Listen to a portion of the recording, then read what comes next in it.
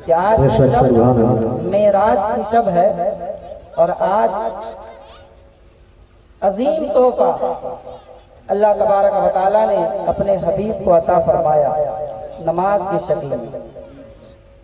नमाज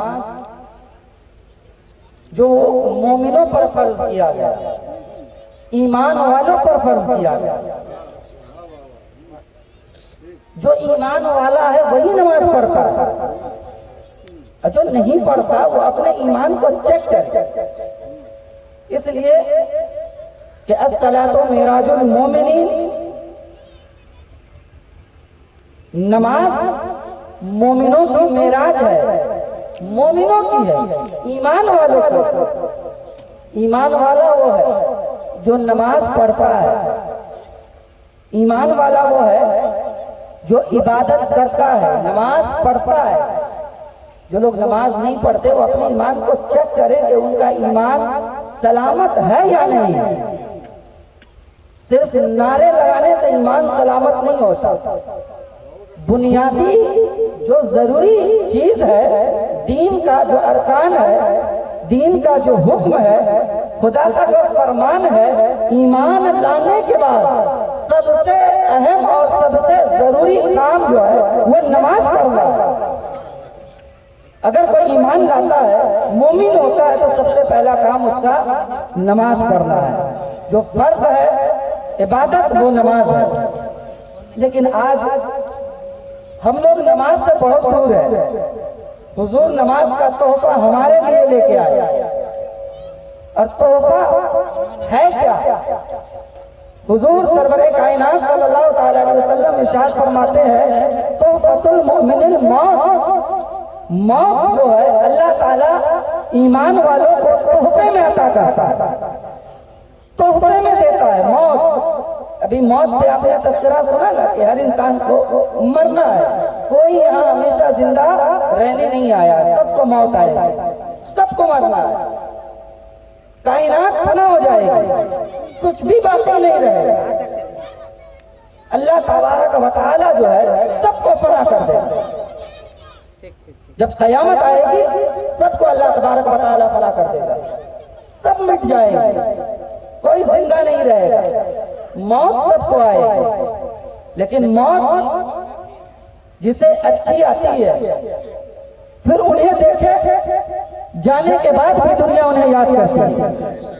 लेकिन जिनकी मौत सख्त हो, अल्लाह का अजाब हो, मौत जिसके लिए दुनिया में मिसाल बन जाए, फिर आप जान लें कि जिसके लिए मौत इतना दर्दनाक है, फिर उसके कब्र की मंजिल क्या होगी, उसकी आखिरत कैसे होगी, जिसकी मौत इतनी सख्त है। आज हम मौत को याद नहीं करते, मौत को बिल्कुल याद नहीं करते। हमें मालूम है कि हमें मरना है, फिर भी हम मौत को याद नहीं करते। हुजूर फरमाते हैं कि जो इंसान अपनी मौत को याद करता है, अल्लाह ताला मौत की सख्ती से उसे रिहा कर देता है। मौत की सख्ती से अल्लाह उसे आजाद कर देता है जो मौत को याद करता है। लेकिन आज हम मौत को याद नहीं करते। मौत तो इंसान सुन ले तो इंसान जो है मौत के नाम से दूर भागता है, और नमाज से भी इंसान दूर भागता है। इसलिए रब ने फरमाया नमाज जो है ये ईमान वालों के लिए, ये मोमिनों के लिए। मोमिन जो होगा वो नमाज पढ़ेगा, जो ईमान वाला होगा वो नमाज पढ़ेगा, जो ईमान वाला होगा वो रब की इबादत करेगा, जो ईमान वाला होगा वो रब की खुशनूदी हासिल करेगा। और जिसके पास ईमान ही सलामत न हो, जिसके पास ईमान ही न हो, हुजूर ने यूं ही नहीं फरमाया था आज से 1450 साल पहले कि वो जमाना आएगा क़ुर्ब क़यामत कि इंसान सुबह को मुसलमान होगा और शाम को काफिर हो जाएगा, और शाम को मुसलमान होगा और सुबह को काफिर हो जाएगा। इसलिए कि उसका ईमान इतना कमजोर हो जाएगा, इतना कमजोर हो जाएगा कि उसे पता ही नहीं चलेगा कि उसका ईमान सलामत है या ईमान उसका मुकम्मल है या उसका ईमान खत्म हो। ईमान आज हमारे पास कितना है? ईमान अगर हम टटोले, ईमान को हम तलाश करें, ईमान दिखता नहीं है। अगर देखें आप तो ईमान दिखेगा नहीं, लेकिन ईमान यकीन को कहते हैं, एतमाद को कहते हैं। अल्लाह पर यकीन रखना ये ईमान है। और ईमान लाने के बाद सबसे पहला काम है नमाज पढ़ना। लेकिन हम नमाज नहीं पढ़ते हैं। हुजूर नमाज का तोहफा लेके मेराज से हुजूर तशरीफ लाए और उम्मत के हवाले नमाज किया, लेकिन आज उम्मत जो है नमाज से दूर है, नारे के करीब है, मिलाद के करीब है, वो मजार के करीब है, वो चादर के करीब है, वो गागर के करीब है, वो हर शय के करीब है, लेकिन नमाज से दूर है, वो मस्जिद से दूर है, वो इबादत से दूर है। और इसके बावजूद वो अपने जन्नती होने का दावा करता है कि जन्नत में मैं जाऊंगा, जन्नत तो मैंने खरीदी है, जन्नत तो मेरी जागीर है। हाँ हाँ, हुजूर के गुलामों की जागीर जन्नत है, लेकिन जन्नत उससे मिलेगी जो हुजूर को राजी करेगा, जो नबी को खुश करेगा, जो अपने रब को। नारे तकबीर, नारे रिसालत, वाह वाह।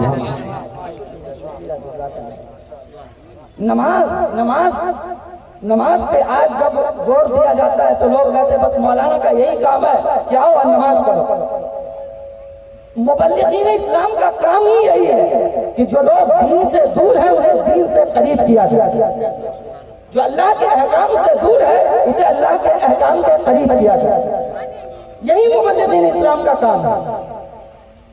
आज मुआशरे के अंदर कितनी खराबी है, कितनी बुराई है, माशरे के अंदर कितनी बदअखलाकी है, बदकिरदारी है, इसके बावजूद हम अपने आप को फख्र से मोमिन कहते हैं। नमाज नहीं पढ़ते, मोमिन कहते हैं। रोजा नहीं रखते, मोमिन कहते हैं। ज़कात नहीं देते, मोमिन कहते हैं। भाई को तकलीफ पहुंचाते हैं, खुद को मोमिन कहते हैं। पड़ोसी का हक मार लेते हैं, खुद को मोमिन कहते हैं। कोई ऐसी किताब ले आओ जिसमें ये मोमिन की इस्तिलाह लिखी हो, मोमिन का ये माना हो कि नमाज न पढ़े वो मोमिन हो, ज़कात न दे वो मोमिन हो, कलमा न पढ़े वो मोमिन हो, रोजा न रखे वो मोमिन हो, पड़ोसी को तकलीफ पहुंचाए वो मोमिन हो। तो आप पूरी जिंदगी तलाश करेंगे, पूरी जिंदगी ढूंढेंगे, तो आप ये अमल और ये तहरीर जो है आप दिखा नहीं सकते हैं। क्यों? इसलिए कि इस्लाम जो है साफ और शफाफ मज़हब है, जिसके दामन में आज तक किसी ने कोई दाग धब्बा नहीं देखा है। इस्लाम साफ और शफाफ मज़हब है और पूरी दुनिया को जो है वो अमन का पैगाम देता है, मोहब्बत का पैगाम देता है। इसलिए अपने कुरान में ऐलान करवाया, इन्ना दीना इंदल्लाहिल इस्लाम, अगर तुम्हारे रब को कोई दीन सबसे प्यारा है वो मज़हब इस्लाम है, वो मज़हब इस्लाम है, वो तुम्हारे रब को प्यारा है, वो तुम्हारे रब को सबसे बेहतर लगता है, वो तुम्हारे रब का पसंदीदा दीन है, वो मज़हब इस्लाम है। उस मज़हब इस्लाम के लिए आज हमारे पास वक्त नहीं है, उस मज़हब इस्लाम को समझने के लिए हमारे पास वक्त नहीं है, उस मज़हब इस्लाम को समझने के लिए हमारे पास वक्त की किल्लत है। आज अगर हमने खुद को अगर इस्लाम के दामन के करीब नहीं किया तो हम ही वो कौम है जिसके लिए हुजूर ने इरशाद फरमाया कि वो कौम जो दुनिया में मुस्तफा के दामन से दूर होगा वो कयामत के दिन भी मुस्तफा के दामन से दूर होगा। और वो लोग जो मस्जिद के करीब होंगे, रब के इबादत के करीब होंगे, वो कल कयामत के दिन मुस्तफा के दामन के करीब होंगे। नारे तकबीर, नारे रिसालत, वाह वाह। तो नमाज तो सबसे अफजल इबादत है, फर्ज़ आज़म है, सबसे बड़ा फर्ज। इंसान अगर आज मजार पढ़ना चाहे ना, उसे ये लगता है कि मैंने कोई खता कर दिया, कोई बहुत बड़ा मैंने गुनाह कर दिया है।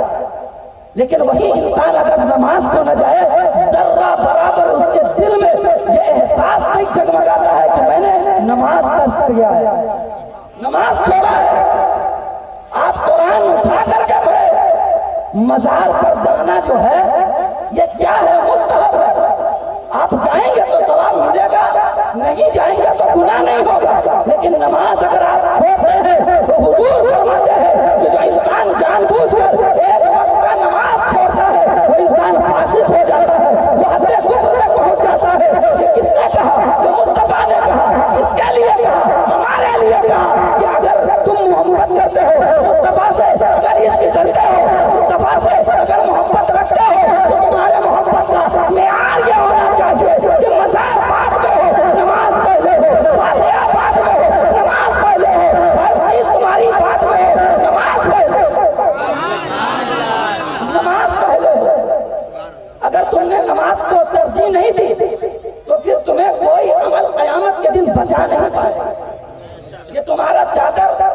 तुम्हारा गागर, ये तुम्हारे मज़ारों पर हाजिरी, ये तुम्हें बचाएंगे नहीं। अल्लाह वाले तुम्हारी मदद क़यामत के दिन करेंगे।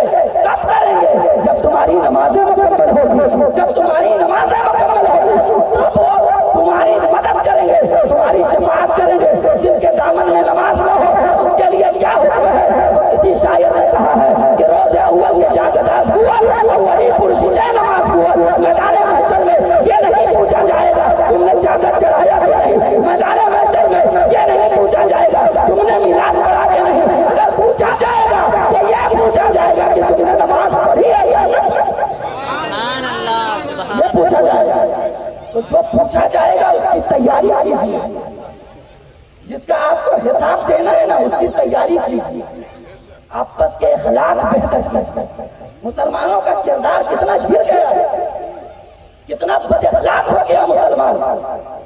पड़ोसी अगर बीमार हो तो उसकी दवा के लिए उसके पास पैसे नहीं होते, लेकिन वही अगर कहीं गैर जरूरी जगह पर जाकर हजारों खर्च करने की बारी आए तो हजार नहीं लाखों खर्च करता है।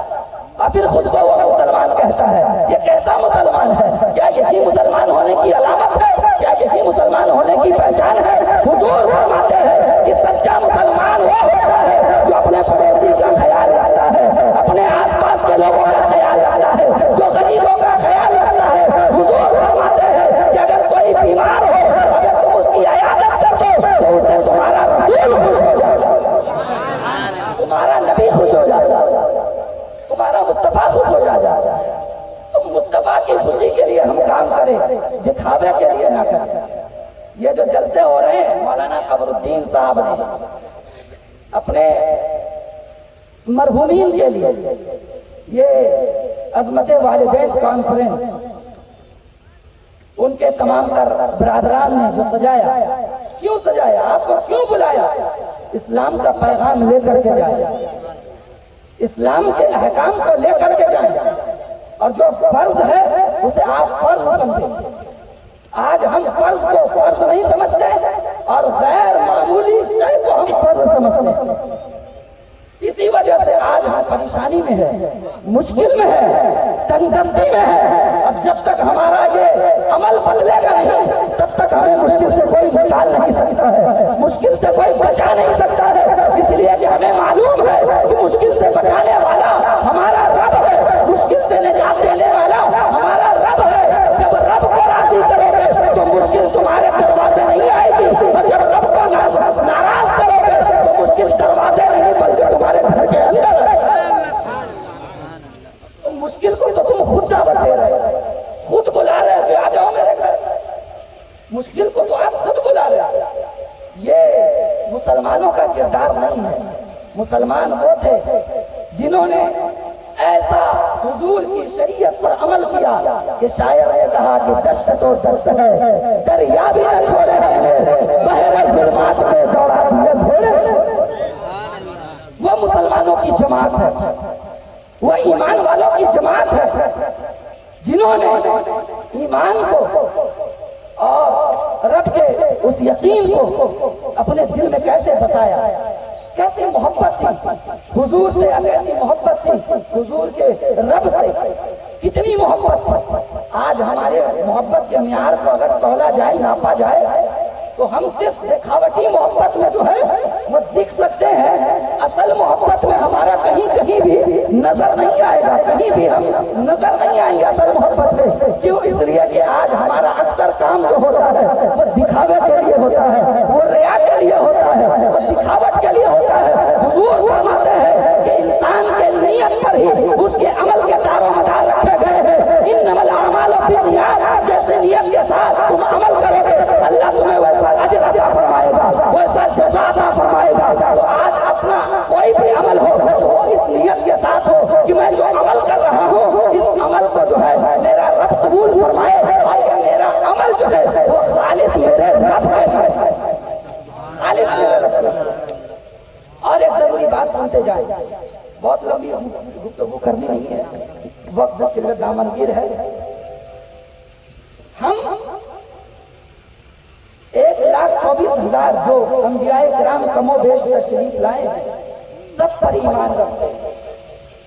हजरत मूसा अलैहिस्सलातु वस्सलाम कितने बड़े अल्लाह के पैगंबर हैं, कितने बड़े अल्लाह के नबी हैं, जलीलुल कद्र पैगंबर,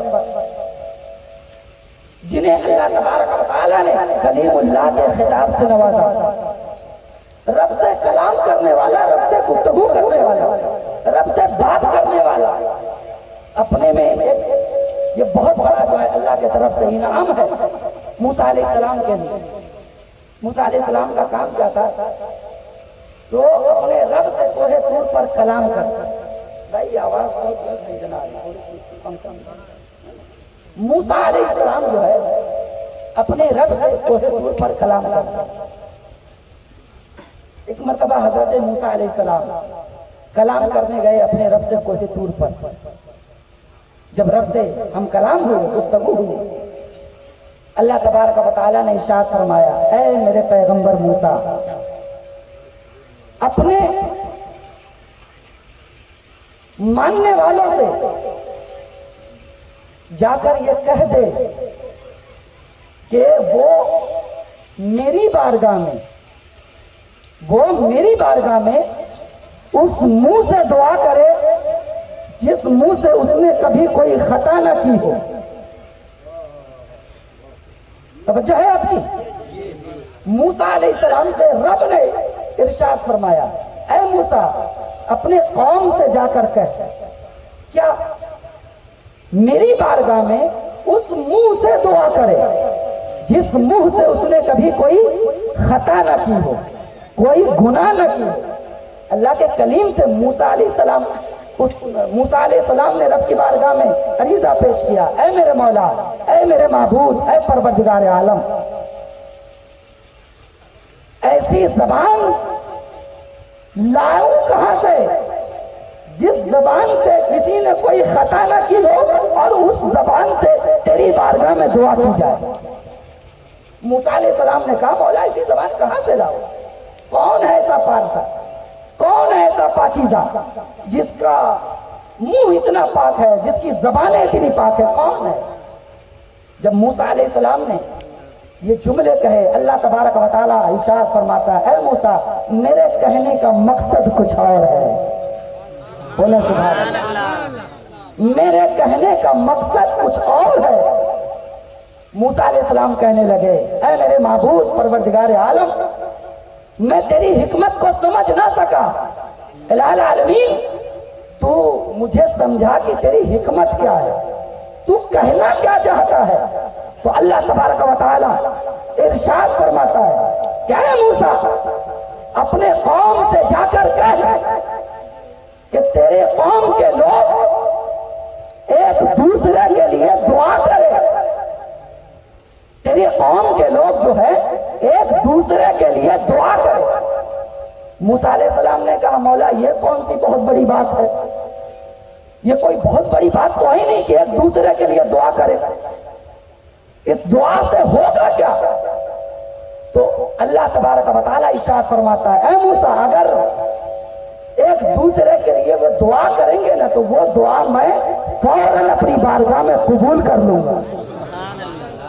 उस दुआ को मैं अपनी बारगाह में फौरन कबूल कर लूंगा। मूसा अलैहिस्सलाम अर्ज करने लगे, इलाहुल आलमीन, ये कोई बहुत बड़ी बात नहीं है कि मेरे कौम के लोग एक दूसरे के लिए दुआ करें। वो करते हैं और मैं कहूंगा तो वो करते रहेंगे, लेकिन इसमें हिकमत क्या है, इसमें मसलहत क्या है, इसमें तेरी रजा क्या है?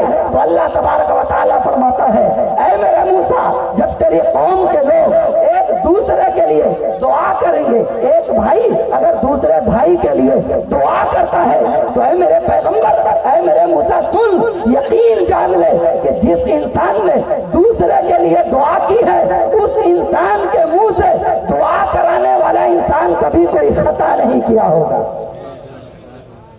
कोई खता नहीं किया होगा। आप अगर इनके लिए दुआ करें तो इन्होंने आपकी जबान से कोई खता नहीं की है, अपनी जबान से खता की है, इनके जबान से नहीं की है। रब आता है मूसा, जब इंसान दूसरे इंसान के लिए अपनी जबान से दुआ करता है तो मेरी बारगाह में दुआ ऐसे मकबूल होती है कि उस दुआ के मकबूलियत में वक्त नहीं लगता, फौरन वो दुआ रब की बारगाह में मकबूल हो जाती है। हजरत मूसा अलैहिस्सलाम कोहे तूर से नीचे तशरीफ लाए, अपने लोगों में आए, जमात में आए, अपने लोगों में जब पहुंचे तो उन्होंने ऐलान फरमाया कि मेरे रब ने हुक्म दिया है कि एक दूसरे के लिए दुआ करते रहो, इसलिए कि ये दुआ रब की बारगाह में फौरन कबूल हो जाती है। आप यकीन जाने आज इंसान जो है दूसरे इंसान के लिए भला नहीं सोच रहा है, अच्छा नहीं कह रहा है, उसके लिए जो है उसके अंदर इतनी बदगुमानी है, उसके अंदर इतना जहर है, दूसरे भाई के लिए इतना उसके अंदर किना है, इतना बुग़्ज़ है कि वह इंसान अपने भाई के लिए अच्छा नहीं सोचता। इसलिए मूसा अलैहिस्सलाम ने मसला वहीं हल कर दिया कि ऐ परवरदिगार आलम, अगर भाई दूसरे भाई के लिए दुआ करे तो मामला क्या होगा। रब ने ऐलान फरमाया, ऐ मूसा जाओ ऐलान कर दे अपने लोगों में। मूसा अलैहिस्सलाम ने ऐलान किया, लोग दुआ कराते रहे, दुआ मकबूल होती रही। वो मूसा अलैहिस्सलाम थे जिनकी उम्मत दुआ करती रही तो दुआ मकबूल होती रही। हम तो रसूल के उम्मत है, हम तो मुस्तफा के उम्मत है, हम तो अपने नबी के उम्मत है, जिस नबी की शान ये है कि मालिके कायनात है, मालिके कुल है, मुख्तारे कुल है, जिसके लिए आला हज़रत सरकार इरशाद फरमाते हैं कि सरवर कहूँ के मालिको, मौला कहूँ तुझे, बाग़े खलील का गुले ज़ेबा कहूँ तुझे, तेरे तो वस्फ़े तनाही से है बरी, हैरान हूँ मेरे शाह मैं क्या क्या कहूँ तुझे। और फरमाते हैं वाह क्या छूतो करम है, शगे पता तेरा नहीं सुनता कि नहीं मांगने वाला तेरा। और गरीब उम्मत को देखकर मेरे आका ने फरमाया, ऐ मेरे गुलामों घबराना नहीं, दुनिया में सबका दरवाजा बंद हो सकता है, मुस्तफा का दरवाजा कभी बंद नहीं होता। आला हज़रत फरमाते हैं बोल देता है देने को मुंह चाहिए, देने वाला है सच्चा हमारा, देने वाला है सच्चा नारे तकबीर, देने वाला नारे रिसालत हमारा नबी। तो आज हमें मांगने की जरूरत है, आज हमें तलब की जरूरत है, लेकिन आज हम जो है इधर मांग रहे हैं, उधर मांग रहे हैं। हुजूर फरमाते हैं वो बिल वालिदैन इहसाना, अगर तुम्हारे माँ बाप हयात हैं, जिंदा हैं, तो उनसे ज्यादा मकबूल दुआएं किसी की नहीं हो सकती है।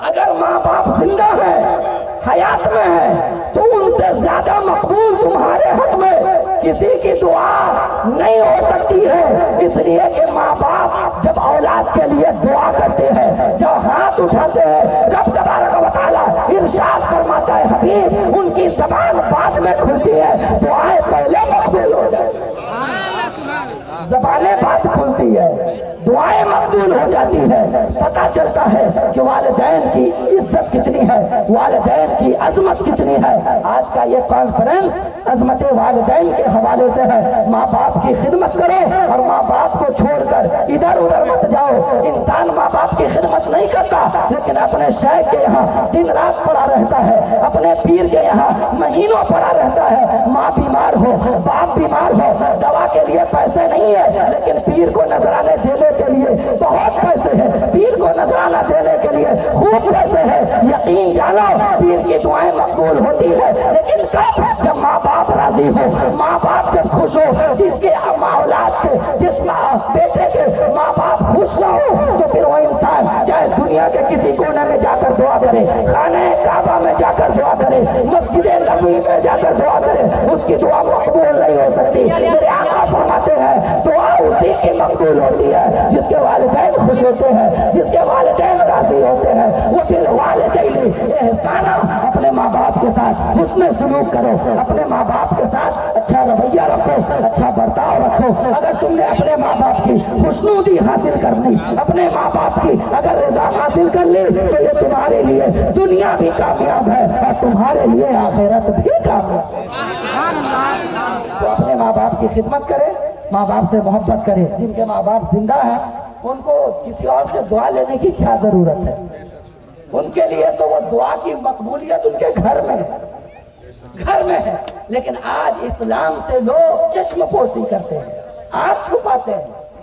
हुजूर ने फरमाया जिसके माँ बाप खुश है उसकी दुनिया भी अच्छी है, आखिरत भी अच्छी है। लेकिन जिसके माँ बाप नाराज है तो उसकी दुनिया भी तबाह है, आखिरत भी बर्बाद है। तो जिसके वालिदैन हयात में है वो अपनी आखिरत को बेहतर करे, अपनी दुनिया को भी बेहतर करे, अपने उक़बा को भी बेहतर करे। और एक बात याद रखे, नमाज न छोड़े। नमाज छोड़ेंगे तो आपकी दुआ मकबूल नहीं होगी, नमाज तर्क करेंगे आपकी दुआ मकबूल नहीं होगी। दुआ की मकबूलियत क्या है? अल्लाह की इबादत है, अल्लाह की रजा है। अल्लाह की रजा हासिल करके दुआ की जाए, दुआ फौरन कबूल होती है, दुआ फौरन मकबूल हो जाती है। रब की बारगाह में दुआ करें कि अल्लाह तबारक व तआला हम सबको जो है, हम सबको इस्लाम पर कायम और दायम फरमाए और हम सबको अपने माँ बाप की इज्जत व ताज़ीम की तौफीक अता फरमाए। और जिनके वालिदैन इस दारे फानी से रहलत फरमा चुके हैं, अल्लाह तबारक व तआला उन सब के वालिदैन को जन्नतुल फिरदौस में जगह अता फरमाए। ये चंद मेरे कलिमात थे जो मैंने आपके गोशे गुजार किया है। अगर मुझसे कहने में सब कदम कोई खता हो गई हो, अल्लाह रब्बुल इज्जत की बारगाह में मैं दुआ करता हूँ कि अल्लाह रब्बुल इज्जत मेरी खता को माफ फरमाए। अस्तगफिरुल्लाह रब्बी मिन कुल्लि ज़ंबिन व अतूबु इलैह। ये किस्सा लतीफ अभी ना तमाम है, जो कुछ बयां हुआ है वो आगाज़ बाब है। पेश हक मुज़्दा शफ़ाअत का सुनाते जाएंगे, आप रोते जाएंगे, हमको हंसाते जाएंगे। उस अते दिए खुदा ने दामने महबूब को जुर्म खुलते जाएंगे, आका छुपाते जाएंगे। खाक हो जाए अदू जलकर मगर हम तो रज़ा, दम में जब तक दम है जिक्र उनका सुनाते जाएंगे। सरापा करदा आलूदा लिबादा करके बैठे हैं, तेरे कूचे में मरने का इरादा करके बैठे हैं। और भरोसा है मसीहाई पे तेरे इस कदर आका कि हम अपने दर्द को हद से ज्यादा करके बैठे हैं। और दुआएं मांग लो आज अपने आका के सदक़े में। सुना है आज वो दामन कुशादा करके बैठे हैं, सुना है आज वो दामन कुशादा करके बैठे हैं। वमा अलैना इल्लल बलाग। अस्सलामु अलैकुम व रहमतुल्लाहि व बरकातुहू।